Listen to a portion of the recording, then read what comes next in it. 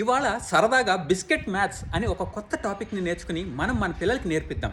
ముందుగా ఒక చిన్న డిస్క్లైమర్, నేను ఏ బ్రాండ్ని టార్గెట్ చేయట్లేదు, ఏ ప్రోడక్ట్ని కొనమని కానీ కొనొద్దు అని కానీ చెప్పట్లేదు.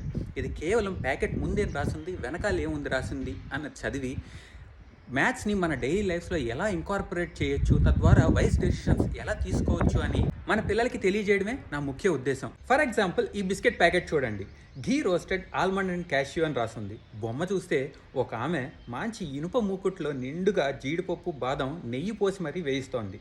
చూడగానే అబ్బా తినేయాలి అని అనిపిస్తోంది కదా. కానీ ఒక్కసారి ఆ ప్యాకెట్ని వెనక్కి తిప్పి చిన్న చిన్న అక్షరాల్లో ఏం రాసిందో చూద్దాం. ఇవిగో ఆ లెక్కలు ఇలా ఉన్నాయి. ఒక 51.1 గ్రామ్స్ ప్యాకెట్ 9 రూపీస్. అయితే ఇందులో క్యాష్యూ అండ్ ఆల్మండ్స్ అని రాశారు కదా, సో అవి ఎన్ని ఉన్నాయో చూద్దాం. నట్స్ 0.9%, అంటే 0.9/100 ఇంటూ 51.1 గ్రామ్స్, మొత్తం చేస్తే 0.46 గ్రామ్స్ వచ్చింది. అంటే ఒక 50 గ్రామ్స్ ప్యాకెట్లో కనీసం 1/2 గ్రామ్ కూడా నట్స్ లేవు. ఇది ఎలా అర్థం చేసుకోవచ్చు అంటే, ఒక పెద్ద క్యాష్యూ సుమారు 2 గ్రామ్స్ ఉంటుంది, అంటే ఒక 50 గ్రామ్స్ ప్యాకెట్లో కనీసం పావు జీడిపప్పు కూడా లేదు అని. మరి బొమ్మ మీద నెయ్యి పోసి మరి జీడిపప్పులు, బాదం పప్పులు వేస్తుంది, అలానే ఇక్కడ ఘీ రోస్టెడ్ అని ఉంది. సో ఘీ ఎంత ఉందో చూద్దాం. ఘీ ఎంత అంటే 0.01% మాత్రమే, అంటే 0.01/100 ఇంటూ 51.1 వేస్తే 0.00511 గ్రామ్స్ వస్తుంది. దీన్ని ఎలా అర్థం చేసుకోవచ్చు అంటే, మనం అన్నం తినేటప్పుడు గిన్నెలో నుండి ఒక స్పూన్తో నెయ్యి వేసుకుంటాం కదా, పొరపాటున ఎప్పుడైనా ఒక డ్రాప్ కింద పడింది అనుకోండి, ఆ ఒక్క డ్రాప్ ఆఫ్ నెయ్యి దీనికన్నా ఎక్కువ బరువు ఉంటుంది. అదేం కాదు, తింటే జీడిపప్పు టేస్ట్ వస్తుంది, వెన్న టేస్ట్ వస్తుంది అంటారా, అది కూడా రాసింది చూడండి.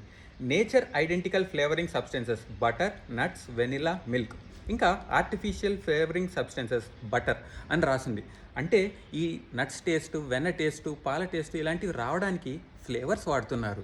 ఇంకా పామ్ ఆయిల్ కూడా ఉంది. సాధారణంగా మనం ఇంట్లో పామ్ ఆయిల్ అనేది వాడం, ఎందుకంటే హార్ట్ హెల్త్కి మంచిది కాదు అని డాక్టర్స్ పదే పదే చెప్తూ ఉన్నారు కాబట్టి. అలానే వాటితో పాటు ఇంకే ఉన్నాయో చూడండి. Invert syrup, emulsifiers, mono and diglycerides of fatty acids, diacetyl tartaric acids, ఇలా రకరకాల అదర్ ఇంగ్రీడియంట్స్ కూడా యాడ్ చేసి ఉన్నాయి. సో నా ఉద్దేశం ఏంటంటే, స్కూల్ వాళ్ళు పిల్లలకి ఇలాంటి ఒక ప్రాజెక్ట్ వర్క్ ఇవ్వచ్చు. ప్రతి పిల్లల్ని ఏదో ఒక biscuit packet or any other packaged food తీసుకుని ఒక చార్ట్ మీద ముందేం రాసింది, వెనకాల ఏం రాసింది, దేని పర్సంటేజ్ ఎంత అనేది క్యాలిక్యులేట్ చేసి రాసి, అలానే మనం ఇంట్లో వంటల్లో వాడని ఇంగ్రీడియంట్స్ ఉంటాయి కదా, అదే ఇందాక చదువుకున్నాం, ఇన్వర్ట్ షుగర్స్ అని ఇంకేవేవో ఉన్నాయి కదా, అవన్నీ కింద రాసి స్కూల్లో సబ్మిట్ చేయాలి. అలా సబ్మిట్ చేసిన చార్ట్స్ అన్నీ స్కూల్లో డిస్ప్లే చేస్తే just imagine the impact it would have on young minds.